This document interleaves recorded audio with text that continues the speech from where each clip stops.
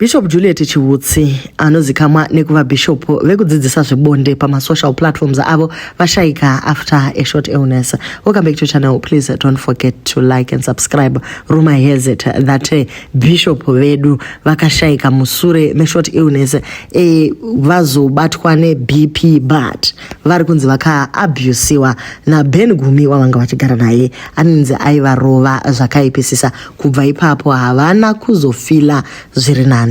Vamwe vari kuti isoja rafira kuhondo asi vamwe vari kuti zvakare isusu hatisi kuzomboita wafa wanaka tichataura zvatinovazivira bishop ava. Just before she died kuna 29 July uku vakaita an announcement vakati, hi my friends, hopefully I find you well.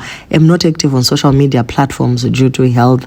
I am very sick for the past 3 weeks and I'm recovering very well. Bear with me till I recover fully. Your prayers are needed. Your support is much appreciated. Thank you, Juliet Chiwutsi, beautiful coach BB. So ndokubva vazama kumbotengesa zvakare mapage avo reFacebook, ndobva vaedza zvakare kutengesa kuTikTok uko, but vanhu vakati aiwa mapage aya ari associated nezvinhu zvekurarana.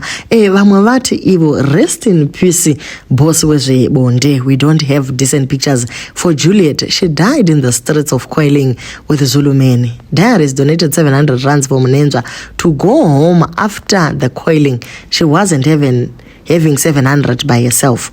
With her voice, she was going to talk sense to us, than leaving us with only these pictures. I am sad.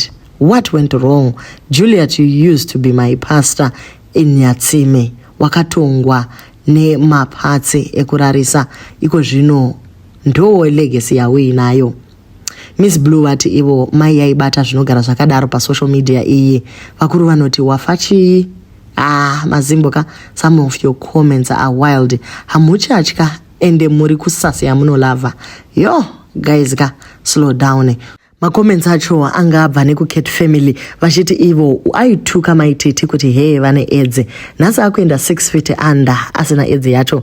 Mwari vanombozvida here izvozvo. Isu hatina kuti wafa wanaka but vainyadzisira zvavo mai ava neukuru hwavo iwowo. Munhu aizika mwane ubishopu akuita zvekudzidzisa vanhu kuti kana uchiswa nekumashure unoitwa sei. Social media inongoposta mapics awaisa iwayo kushaya kana decent picture removie chero pa coffin kana pa body viewing pangaiswa munhu akavhura makumbo zvakadaro.